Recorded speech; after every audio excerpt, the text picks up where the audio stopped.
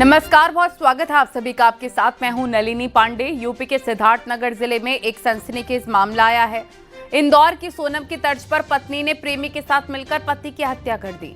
Police को गुमराह करने के लिए खुद ही पति को लापता होने की रिपोर्ट दर्ज करा दी, लेकिन पति का कंकाल मिला तो जांच के दौरान जो खुलासा हुआ वो चौंकाने वाला था। देखिए।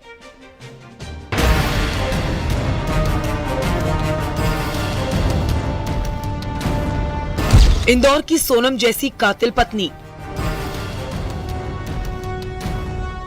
प्रेमी के साथ मिलकर पति का मर्डर। शादी, इश्क और कत्ल का सनसनीखेज खुलासा। पुलिस हिरासत में खड़ी ये महिला बेहद शातिर है। शादी के 1, 2, 3 नहीं बल्कि 18 साल के बाद इसने अपने पति की हत्या की साजिश रच डाली। एक तरफ इंदौर की सोनम चर्चा में है तो दूसरी तरफ सिद्धार्थनगर की इस सोनम का कातिल चेहरा बेनकाब हुआ है। संगीता ने 5 जून को अपने पति के लापता होने की सूचना थाने में दर्ज कराई। बताया जा रहा है कि 2 जून से उसका पति लापता है।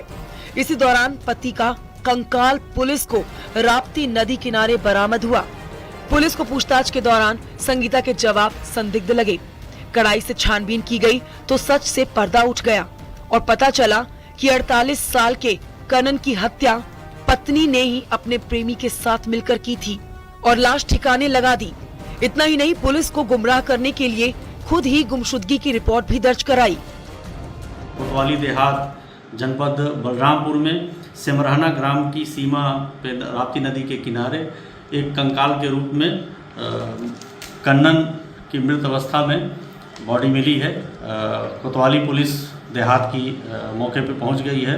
एसओ प्रभारी निरीक्षक डबरुआ भी मौके पे पहुंच गए हैं।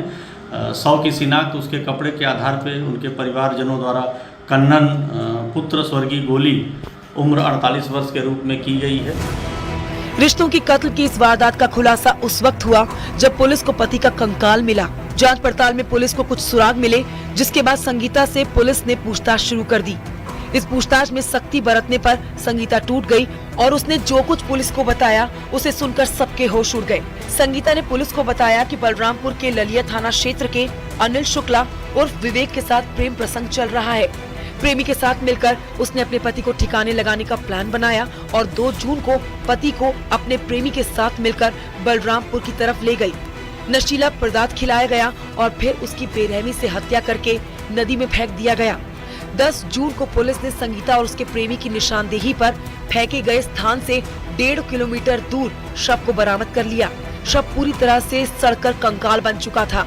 परिवार वालों ने कपड़ों के जरिए शिनाख्त की है। पुलिस ने आरोपी पत्नी संगीता और उसके प्रेमी को गिरफ्तार करके जेल भेज दिया है।